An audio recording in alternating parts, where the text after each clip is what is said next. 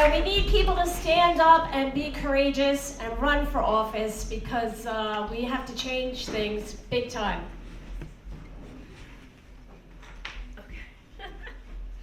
Okay, so we're going to bring up a familiar face. Everybody knows he ran for Congress. Let's bring up Paul King.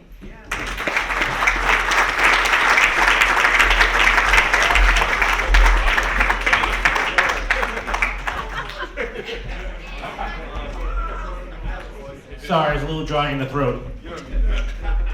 Oh, good evening, everyone. It is awesome to see so many of you here today because, as we said tonight, the battle for New York is on. And you guys look like you might want to kick a little ass this year.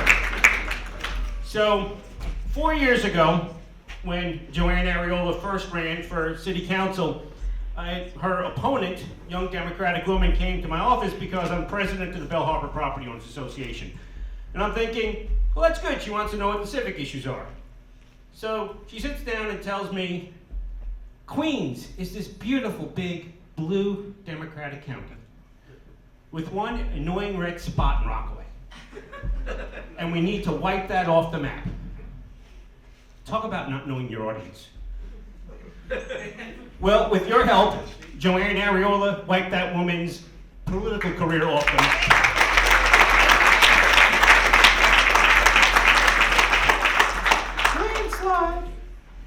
And that's why no one seems to want to take on Joanne. All right, so she's supposed to be, it's another re-election year for her, and hopefully she's just going to slide right in so we get her for 4 more years.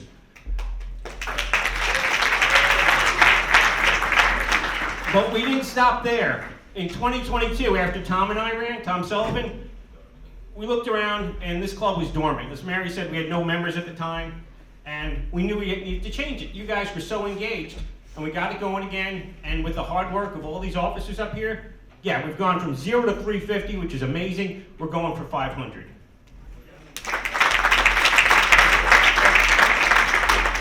And we're not stopping there, just because, the fight is for the whole city, the whole county. So we've been trying to help out our club, as well as some of the other candidates who run recently, trying to help stand up clubs in other parts of Queens. So that this little annoying red spot, which is now a powerhouse, will help seed other powerhouses. So before long, you'll be able to go from Rockaway to Howard Beach, to Forest Hills, Jamaica, Southeast Queens, all the way up to Whitestone, where we have a strong club. We're driving a red stake in the heart of that blue county.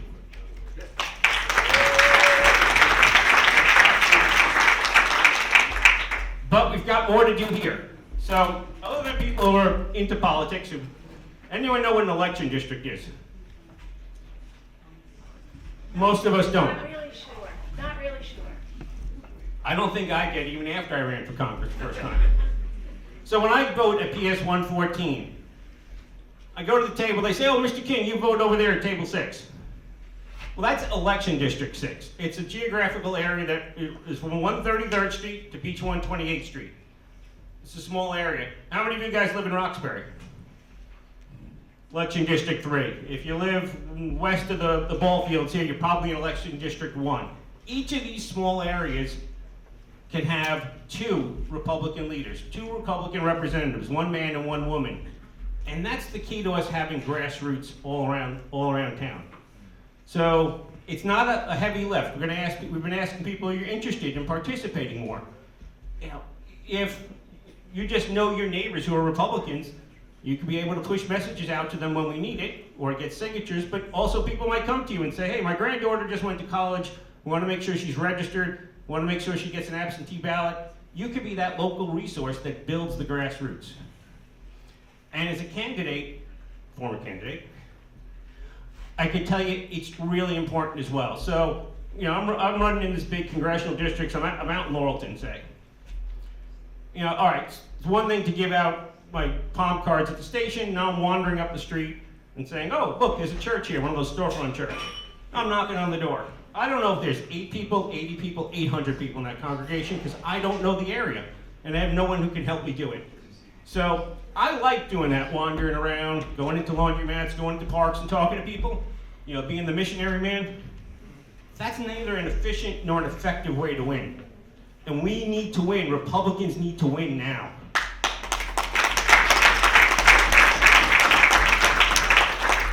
So flipping the script. So Henry Casey, we just call Mike. He's running for Queens Borough President. We're going to hear from him later. So when he's running, maybe his campaign manager says, well, you should campaign in Bell Harbor, go to 129th Street, because I see on the map there are stores there. Well, I live on 130th Street, so if I'm the local resource, I could say, listen, if you're on 129th Street, go to Callie's. And the people who go to Callie's are families, here are their issues. Here's what you should be talking about to win votes here. Oh, and by the way, if you want to, we can walk down the block to St. Francis. I'll introduce you to Father Jim. Oh, and you should check out, call the guy who's the ED leader in Neponset, see if you get an introduction to Rabbi Epstein of West End Temple. That's the sort of thing our people need so we can start winning these elections. So if you're willing, if you think it might be interested to put just a teeny bit of effort in, it's like 1 or 2 meetings a year tops. I'm not even sure about that. We're just going to put out some forms. You nominate yourself, nominate friends. We want to build this grassroots so we're strong. So we're not just a great club, but we're contributing all the time. And that, countywide candidates like Henry, citywide candidates like Curtis, make sure they win. So again, we'll take some names, we'll follow up with you, see if it's a good idea, but we've got to turn this county red, we've got to turn the city red, we've got to do it now. So we appreciate your help, and let's get back to the people who are really running.